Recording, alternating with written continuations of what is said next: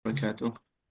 Waalaikumsalam warahmatullahi wabarakatuh. Bismillah, alhamdulillah, wassalatu wassalamu ala Rasulillah sallallahu alaihi wasallam wa ala alihi wa sahbihi wa man wala. Rabbi shrah li sadri wa yassir li amri wahlul 'uqdatam min lisani yafqahu qawli. Allahumma lakal hamdu wa lakal syukru kama yanbaghi li jalali wajhikal karim wa li 'azimi sultanik.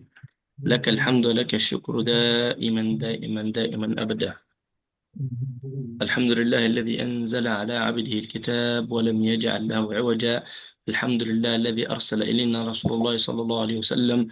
الحمد لله الذي علمنا القرآن وفهمنا القرآن ورفعنا بالقرآن الكريم. يقول الرسول صلى الله عليه وسلم: إن الله يرفع بهذا الكتاب أقواما ويضع به أقواما. Rasulullah SAW berkata, sesungguhnya Allah mengangkat sebagian orang dengan buku ini, dengan buku Al-Quran, dan merendahkan sebagian yang lain. Waqala Rasulullah SAW, yunada yawmul qiyamah ala hamil Al-Quran, fayuqal, iqra' warattil wartaqi, fa inna manzilatuka inda akhir ayat taqra'ha. Sesungguhnya di hari kiamat, para malaikat memanggil ahli Al-Quran, yang dulu sering membaca Al-Quran di dunia, paham Al-Quran dan mengamalnya, berkata, bacalah Al-Quran sebagaimana kamu dulu membacanya di dunia, sesungguhnya tingkatmu di surga dengan ayat yang terakhir yang kamu membacanya. Maka Rasulullah sallallahu alaihi wasallam, man u'tiya Al-Quran, barang siapa yang dapat Al-Quran dan masih tetap melihat dengan mata iri suatu nikmat di tangan saudaranya, sesungguhnya dia merendahkan yang agung dan mengagungkan yang rendah. Barang siapa yang dapat Al-Quran, dapat ilmu Al-Quran, dapat cahaya Al-Quran, wajibnya, harusnya dia sangat merasa dimuliakan sama Allah Azza wa Jalla. Dan dia tidak iri dengan nikmat apapun dari dunia kecuali dengan Al-Quran.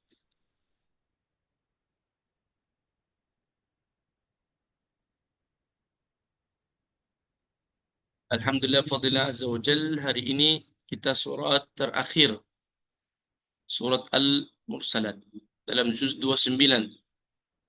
Dan kebetulan Al-Quran, dari namanya, penjelasan kata Al-Quran, qara'a yaqra'u Qur'anan wa maqru', artinya yang selalu dibaca. Jadi arti Quran apa? Yang selalu dibaca. Dan kebetulan arti ini sudah terbukti minimal dalam adzan dan sholat. Karena di bumi kita, di setiap hari ada 5 waktu sholat, benar? Tadi kita udah barusan sholat subuh, betul? Kemudian sekarang pasti ada orang di daerah lain yang sedang sholat subuh, benar nggak? Nah, Ya, jadi betul. di setiap waktu di bumi ada yang sedang Sholat sholat. Dan dalam sholat wajib baca Al-Quran. Al-Quran. Makanya secara kenyataan di setiap waktu di bumi kita, di dunia, ada seorang yang sedang membaca Al-Quran. Jadi Al-Quran artinya untuk selalu dibaca. Makanya para ulama berkata, dan ini juga pertanyaan yang sering kita nanya dalam surat An-Nas, sesudah kita membaca minal jinnati wan nas, ayat berikutnya apa? Bismillah. Al-Fatihah. Nah, ayat berikutnya Bismillahirrahmanirrahim. Alhamdulillahi Rabbil Alamin. Fal-Quran muttasil. Al-Quran tersambung untuk selalu dibaca. Jadi insya Allah sesudah kita belajar juz 29, juz 30, juz 1, selalu dan selalu kita bersama Al-Quran, dan masih Al-Quran menjaga temannya. Saya sangat suka kata-kata ini. Masih Al-Quran menjaga temannya di dunia, dijaga dari dosa, dan di alam barzakh dijadikan cahaya dan syafaat, dan masih menemani kita sampai masuk surga. Dan cukuplah ini jadi banggaan yang luar biasa. Hadis yang satu lagi, hadis terakhir tentang kelebihan Al-Quran, dan hadis ini sangat unik. karena tidak ada sepertinya. Ya Rasulullah SAW, Inna lillahi ahliyin. Sesungguhnya Allah punya keluarga. Dalam artian keluarga, orang yang paling dekat, paling yang diutamakan dari yang lain. Para sahabat bertanya, manhum ya Rasulullah? Siapa ya Rasulullah? Adalah keluarga Allah yang paling dekat sama Allah. Rasulullah berkata, Ahlul Quran, hum ahlullahi wa khassatuh. Ahli Al-Quran, orang yang sangat dekat sama Al-Quran, adalah orang yang sangat dekat kepada Allah Azza wa Jalla. Semoga kita semuanya jadi orang yang betul-betul dekat sama Allah. Amin. Amin. Seperti biasa, kita mulai dengan lihat petanya dulu, atau secara umum ayat-ayat tentang apa dalam surat Al-Mursalat. Salah satu hal yang lebih atau kelebihan surat Al-Mursalat atau khas dalam surat Al-Mursalat adalah berulang kali wailun yauma idzin lil mukadzibin. Ada berapa? Saya hitung.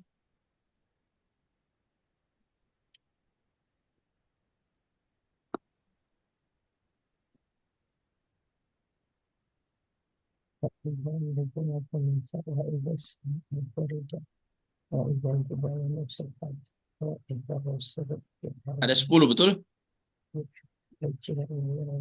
Satu,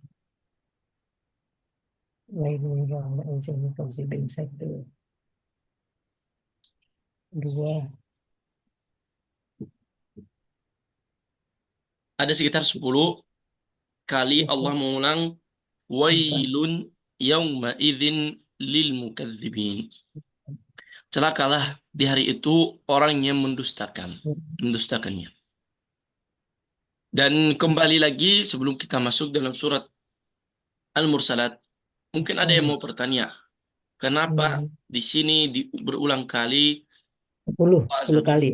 wailun yauma idzin lil mukadzibin. Supaya Al-Qur'an Al-Quran jadi hujjah, jadi bukti, jadi dalil di hari kiamat. Makanya bagaimana kondisi orang diberikan perhatian kalau ada yang masih ingat akhir surat Az-Zumur. Kalau ada yang masih ingat dalam ayat wasiqal ladzina taqaw wasiqal ladzina kafaru ila jahannam zumara hatta idza ja'uha futihat abwabuha wa qala lahum khazanatuha ألم يأتكم رسل منكم يتلون عليكم آيات ربكم وينذرونكم لقاء يومكم هذا قالوا بلى. Nah, ini yang kita bahas tentang ayat wailun yauma idzin lil mukadzibin. Kenapa berulang kali? Supaya di hari kiamat peringatan dan ancaman yang dalam Al-Quran supaya hari kiamat tidak ada yang bilang apa? Saya tidak tahu. Saya belum pernah dengar. Saya tidak kenal dengan akhirat. Akhirat itu apa dan bagaimana? Nah, ayat 71, wasiqal ladzina kafaru ila jahannam zumara hatta idza ja'uha futihat abwabuha wa qala lahum khazanatuha alam ya'tikum rusulun minkum yatluna 'alaykum ayati rabbikum wa yunzirunakum liqa'a yawmikum hadza qalu bala. Qalu apa? Betul. Nah, para para malaikat bertanya apa? Tolong dibaca bahasa Indonesia. Dan orang-orang kafir dibawa ke neraka jahanam berombong-rombongan, sehingga apabila mereka sampai ke neraka itu, dibukakanlah pintu-pintunya kepada mereka penjaga-penjaga. Apakah belum pernah berkata ya, dan berkatalah kepada mereka penjaga-penjaganya, apakah belum pernah datang kepada kalian rasul-rasul di antara kalian yang membacakan kepada kalian ayat-ayat Rabb kalian, yakni Al-Quran dan kitab-kitab lainnya, dan memperingatkan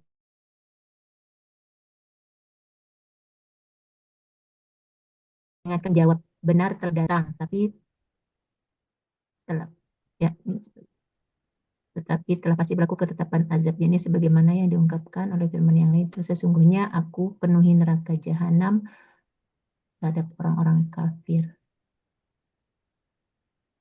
Benar telah datang. Tolong dilihat kata benar telah datang. Benar telah Mm-mm. datang. Datang. Sangat penting kata ini di sini dan kaitannya dengan ayat wailun yauma idzin lil mukadzibin. Seperti kita jelaskan dari dulu bagaimana kondisi akhirat dalam Al-Qur'an dan bagaimana Al-Qur'an adalah buku akhirat yang selalu memberi peringatan tentang akhirat dan hari kiamat.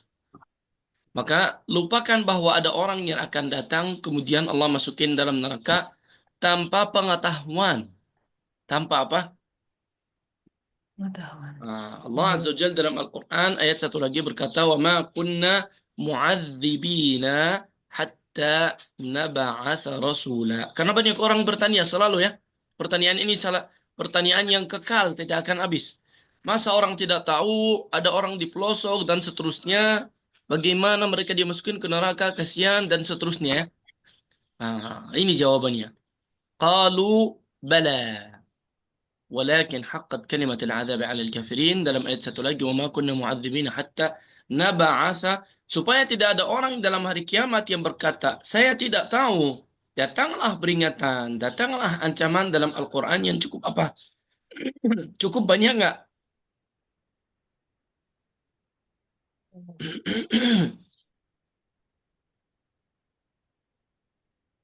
apalagi saya pengen banget kalau ada waktu nanti kita kumpul kelas khusus kelas ini dan kita semua bikin singkatan judulnya Allamani Al-Quran.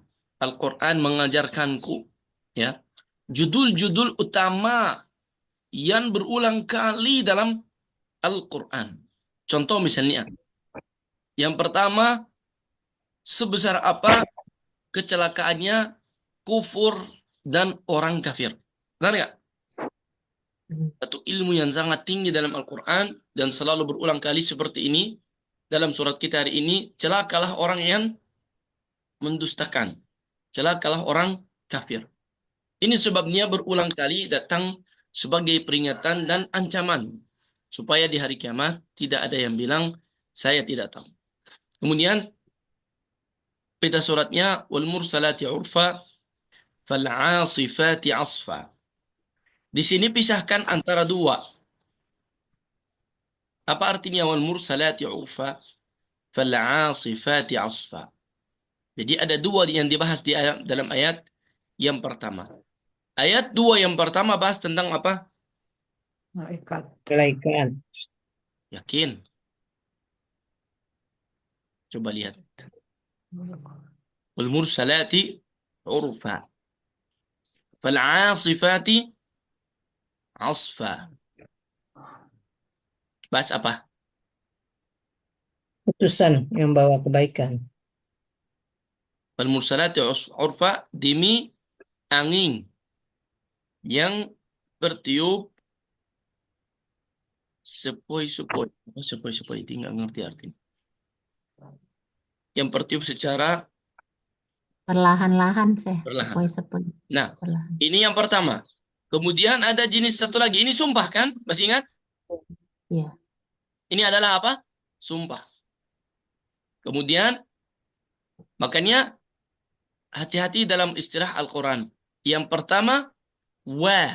Betul? Dua. Yang kedua, fa. Wah. Berikutnya. Betul? Heeh. Nah, karena masih bahas satu. Kemudian, wa datang lagi. Karena beda jenis di sini. Betul? Iya. وَالنَّاشِرَاتِ نَشْرًا فَالْفَارِقَاتِ Farqa. فَرْقًا فَالْمُلْقِيَاتِ ذِكْرًا عُذْرًا أو نُذْرًا jawab al-qasam masih ingat? Jadi ini semuanya apa? Qasam, sumpah. Dari ayat pertama sampai mana jawabannya? 5 ya. Jawabannya di ayat ketujuh. Jadi 1, 2, 3, 4, 5, 6. Sumpah jawabannya innama tu'aduna lawaqi'. Kembali lagi. Kenapa sumpahnya banyak sekali nih? Dan hati-hati siapa yang Sumpah di sini. Maka harus datang pertanyaan. Jika orang bersumpah, sesungguhnya kenapa? Sebabnya apa? Kenapa orang biasanya bersumpah? Meyakinkan. Oke. Nah, atau kapan Anda bersumpah? Nah, jika Menunjukkan sangat satu serius, kesungguhan. betul nggak? Kesungguhan. Iya. Ya. Atau lawan berbicara kita tidak apa? Tidak yakin. Nah, tidak percaya, betul? Ya, percaya. Dan dua-duanya ini sangat jauh dari Allah Azza wa Jalla. Tapi tetap Allah di sini sumpah supaya menjelaskan bagaimana kepentingan hari kiamat. Maka jawabannya apa? Innama tu'aduna lawaqi'. Janjian dalam Al-Quran tentang akhirat dan tentang kiamat akan datang. Coba baca Indonesianya. Sesungguhnya apa yang dijanjikan kepada kalian itu pasti terjadi.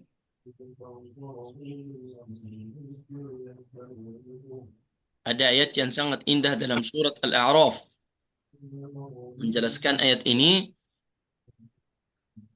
ahli surga jika masuk surga meminta izin supaya ngomong dengan ahli neraka. Neraka. Kemudian mereka berkata, wahai ahli neraka, sesungguhnya kita dapat apa yang dijanjikan dari Allah. Apakah kalian juga dapat apa yang dijanjikan dari Allah? Kan ahli surga, kalau gambaran masih jelas di sini, orang beriman, masih ingat nggak? Kita sudah sampaikan ini berkali-kali. Orang beriman jika meninggal, perjalanannya sampai ke surga. Jalan tolnya, ya. Perjalanan, proses perjalanan. Apakah ada kaitan atau hubungan dengan perjalanan orang kafir dari waktu meninggal sampai ke neraka? Tidak ya. Sama sekali apa? Tidak. Tidak ada hubungan. Jadi ahli surga sangat jauh dari apa yang terjadi dengan orang kafir. Dari meninggal sampai titik akhir. Maka ahli surga bertanya sesudah masuk surga. Ini gimana orang-orang yang lain? Musuh kita, orang kafir gimana? Apa yang terjadi sama mereka? Maka minta izin sama para malaikat.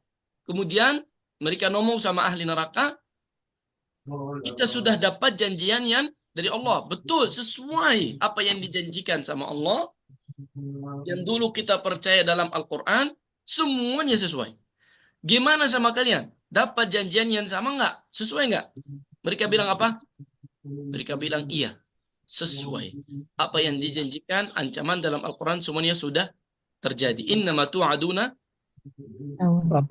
Oke. ya. Kemudian, masih kita jelaskan peta dulu ya. Jadi yang pertama sumpah sampai ayat ke-7.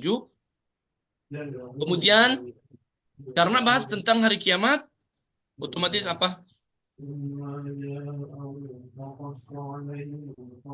Penjelasan apa yang akan terjadi dalam hari kiamat, dan ini sudah kita jelaskan dalam surat At-Takwir. Allah Azza wa Jal memberikan contoh yang sangat terkenal. Contoh apa? Yang sangat terkenal dari seluruh manusia, dan contoh tersebut adalah makhluk dan hal-hal yang sangat besar dan diagungkan sama manusia. فَإِذَا النُّجُومُ طُمِسَتْ وَإِذَا السَّمَاءُ فُرِجَتْ وَإِذَا الْجِبَالُ نُسِفَتْ.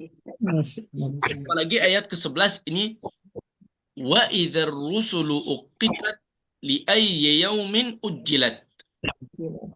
Ada waktu ya. Hati-hati ya. Ayat ini luar biasa beratnya. Datang kita nanti sama Rasulullah. Nabi kita siapa? Nah, para malaikat akan nanya, sudah dapat pesan dari Rasulullah? Gimana jawabannya? Apakah kita bisa lepas dan bohong bilang enggak dapat? Enggak. Kemudian para malaikat bertanya, apa yang kamu mengamalkan tentang pesan tersebut? Tentang agama. Respon kamu seperti apa?